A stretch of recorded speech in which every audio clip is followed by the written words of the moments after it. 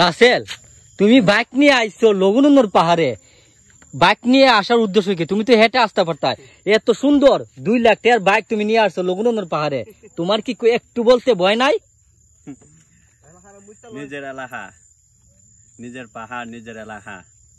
কতবার আসছি ছোটবেলা, কতবার আসছি, আর এখন আসা হয় না, মাঝে মধ্যে আসা হয়।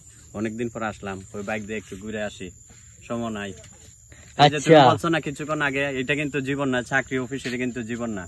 আমরা তো চাকরি অফিস, এটা জীবন হয়ে গেছে, ঘুরার সময় নাই, টাইম নাই।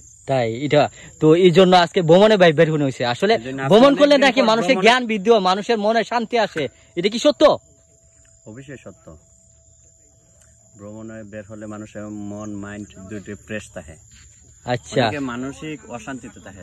যদি বন্ধুরা মিলে, বন্ধু সার্কেল মিলে কোথাও ভ্রমণে বের হয়, মানসিক শান্তিটা অনেকটা ফিরে আসে, একটা মনের প্রশান্তি পাওয়া যায়। আচ্ছা ঠিক আছে। তো যাই হোক, আজকে মনে হয় বিকালটা কোনে ভালো একটা স্পেশাল একটা ডে ছিল, ভালো একটা দিন ছিল। কারণ প্রকৃতির মধ্যে আসলে মনটা কি হয়ে যায়, প্রকৃতির সাথে মিশতে ইচ্ছা হয়। একটু আগে আসলে মনে ভালো হইতো নাকি? সবচেয়ে আরো ভালো হইতো যদি আগে আইতাম। তোমাকে তো খুব সুন্দর লাগতেছে, প্রকৃতির মধ্যে আসলে নাকি মানুষ সুন্দর হয়ে যায়। তো বাস্তবে তো ক্যামেরার ভিতরে দেখা যাচ্ছে মাশাআল্লাহ মাশাআল্লাহ অনেক সুন্দর, মাশাআল্লাহ ফুটফুটে একটা ছেলে পাহাড়ের উদ্দেশ্যে আসছে।